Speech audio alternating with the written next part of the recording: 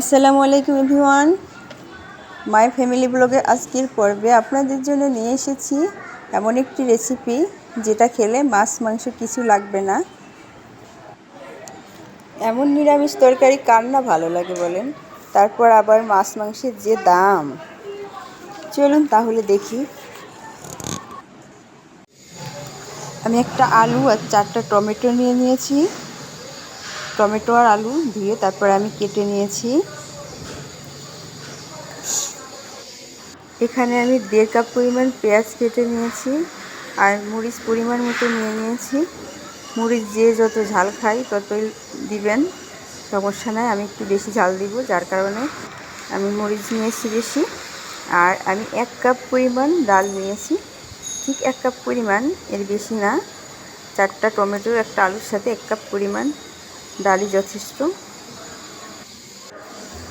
আর 1/2 cup পরিমাণ তেল নিয়ে নিয়েছি।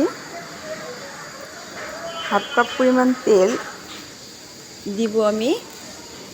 আর এখানে আমি নিয়ে নিয়েছি ধনিয়ার গুঁড়া 1 চা চামচ, হলুদের গুঁড়া 1 চা চামচ, লবণ 1 চা চামচ, জিরা বাটা 1 চা চামচ আর রসুন বাটা 1 চা চামচ। এখন আমি একটা কড়াই নিয়ে নেব। কড়াইয়ে আমি যা যা রেখেছিলাম কেটে সবগুলো একসাথে নিয়ে মাখিয়ে নিব।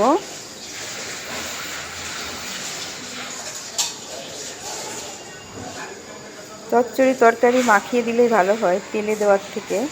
আর লবণ আপনারা আপনাদের পরিমাণ মতো দিয়ে নেবেন। তরকারিটা মাখিয়ে একবারে রান্না করলে কিন্তু সময়টাও কম লাগে, অল্প সময়ে তরকারিটা হয়ে যায়। আর যদি তেলে দিয়ে রান্না করা যায় তাহলে তরকারিটা সময় লাগে একটু বেশি, কষানো, তেল দেওয়া।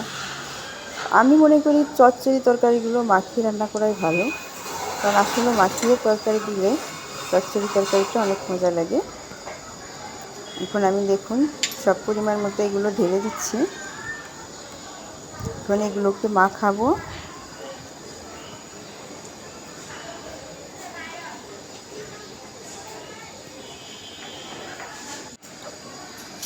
নতুন নতুন রেসিপি পাওয়ার জন্যে আমার চ্যানেলটা একটু দয়া করে আপনারা সাবস্ক্রাইব করবেন, আমি যেন নতুন নতুন রান্না আপনাদের উপহার দিতে পারি। আমি এখন আমার তরকারিটা মাখাবো, ভালো করে মিক্সড করব সব মশলার সাথে। মিক্সড করে তারপর আমি পানি দিয়ে দিব।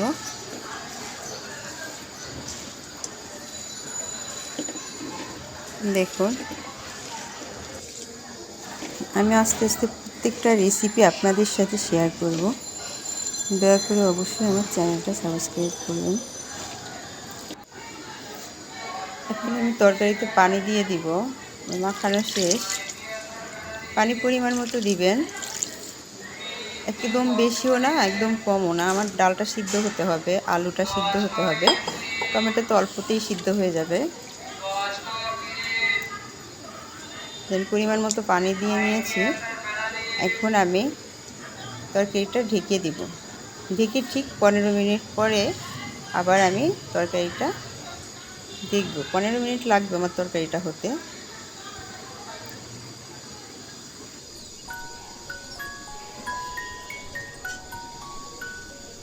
তরকারিটা আমি ঢেকে দিলাম। একটু জালটা একটু বেশি দিব, কারণ চচ্চড়ি তরকারি প্রথমে জালটা একটু বেশি দিতে হবে, পরে আস্তে আস্তে একটু কমাই দিতে হবে। দেখুন আমার তরকারিটা এখনও হয় নাই, নিচে ঝোল আছে। তরকারিটা একদম শুকায় ফেলবো। আবার আমি তরকারিটা ঢেকে দিব। তরকারির নিচে পানি থাকবে না একদম।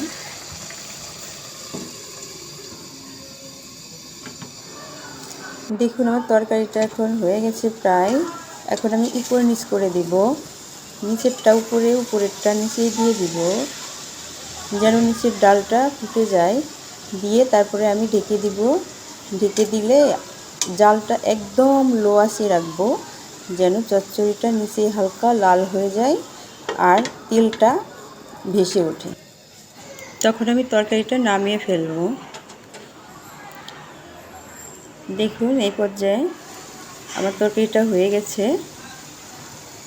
দেখুন ভিতরে তেলটা ভাসছে আর নিচেই হালকা লাল হয়ে গেছে।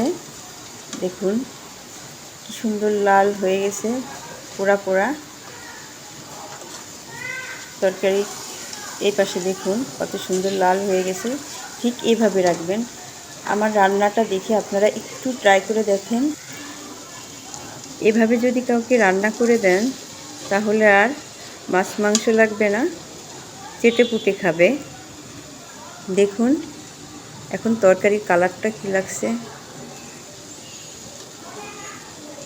সেই রকম লাগছে। আমার রান্না শেষ, এখন পরিবেশনের পালা।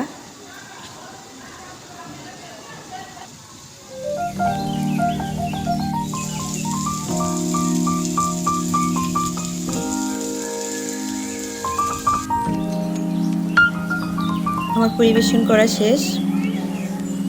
সবাই ভালো থাকবেন, আর রমজানের প্রত্যেকটা রেসিপি যেন আপনাদের মাঝে শেয়ার করতে পারি, দোয়া করবেন। আর আমার ফ্যামিলির জন্য দোয়া করবেন। আল্লাহ হাফেজ।